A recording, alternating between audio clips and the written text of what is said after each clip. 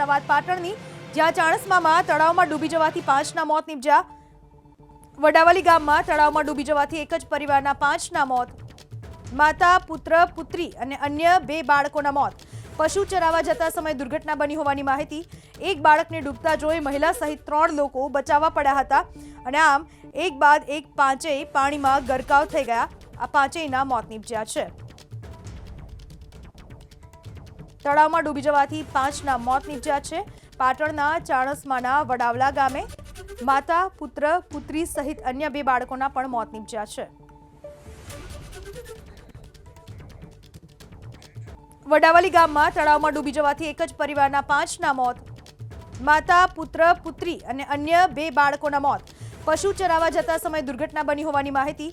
એક બાળકને ડૂબતા જોઈ મહિલા સહિત 3 લોકો બચાવવા પડ્યા હતા અને આમ એક બાદ એક પાંચેય પાણીમાં ગરકાવ થઈ ગયા। આ પાંચેયના મોત નીપજ્યા છે। તળાવમાં ડૂબી જવાથી 5ના મોત નીપજ્યા છે।